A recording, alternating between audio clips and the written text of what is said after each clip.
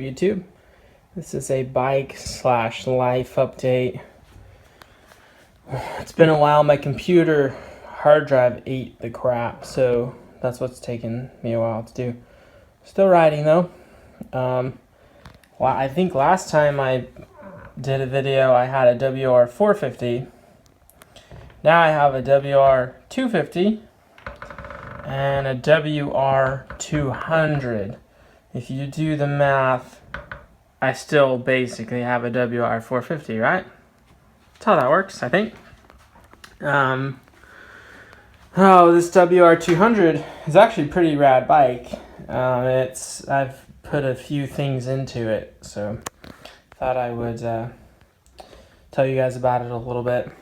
For starters, when I first rode it, I loved everything about it except the front forks. The front suspension was pretty atrocious. I still have it.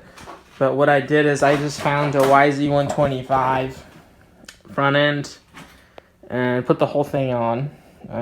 I've done a few front end swaps if you watch my videos. A lot of times they don't turn out very well. This one turned out really well. I think because it was inverted forks before, it's inverted forks again. They're just thicker and obviously a lot better fork. On the trails, they don't bottom out so fast. So I did that. I did some general weight loss on the bike. It's just got a normal number plate. The headlight's gone. I don't really ride at night anyways. Tail light deleted. Got a little tool bag. And then from there, I just went through and did a bunch of, just like refreshing it. I rebuilt the petcock, cleaned the gas tank, cleaned the carburetor. Has brand new reeds, which actually helped a ton. The other reeds were pretty worn out. Has a Boyesen rad valve with brand new reeds, as I said. We have a fatty pipe, FMF fatty, and an FMF power core. Didn't really show anything in there. It's got the power core. Yeah, so it's got a nice pipe. It's got a pretty big tank from the factory. It's actually a really rad woods bike if you've never ridden one. The only bad thing about this bike was that front suspension. It was inverted, but it sucked. It bottomed out and everything. Incredibly soft. So I swapped that out. It already had 18-inch rear wheel, 6-speed, 2-stroke, low compression 2-stroke. So the thing has a lot of low end. Then I did the tubeless tires. I got a brand new tread on there. This really hooks up well. What did I have? I'll figure it out. It's a good tire. I'd recommend it if I knew what it was. But the tubeless setup, 18-inch wheel. I did a weld-on peg kit because the other pegs were, they were literally this wide, and now they are that wide.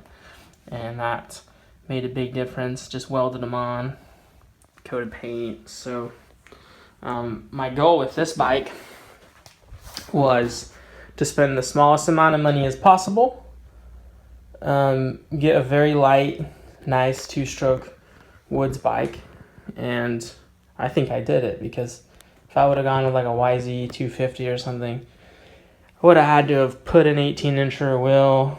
I wouldn't have had the gearing, the 6-speed gearbox like this one does. I got this bike for really cheap. The seat is phenomenally soft. Really great seat. So you can ride on that thing all day.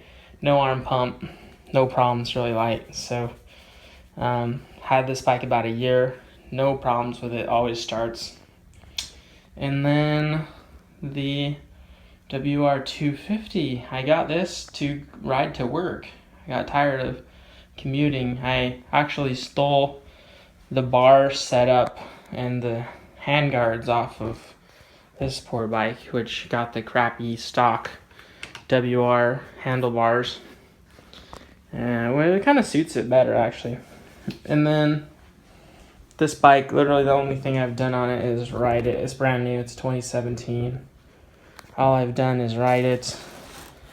put these bars, because the stock bars are ridiculously low. You can't really stand up.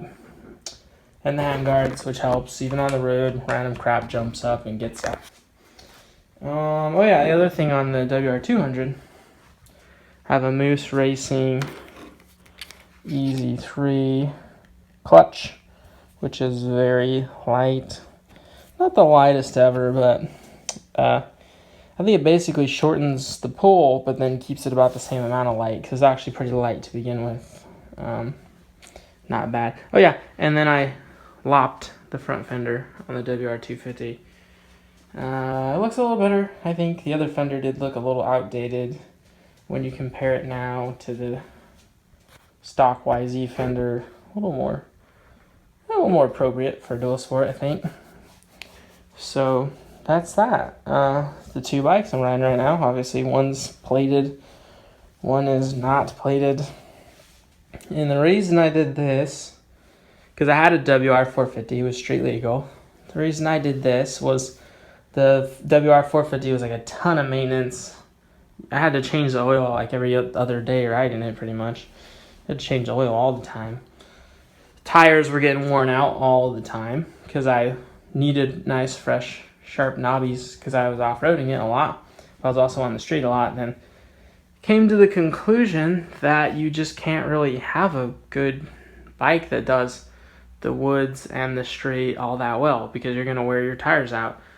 So now I have a bike that does the woods okay, does the street great, nice and smooth, and I have a bike that does the woods phenomenally, doesn't wear me out, and tires are always sharp from just sticking to the dirt, and they both do what they do very well. So that's why they're both 6 speeds.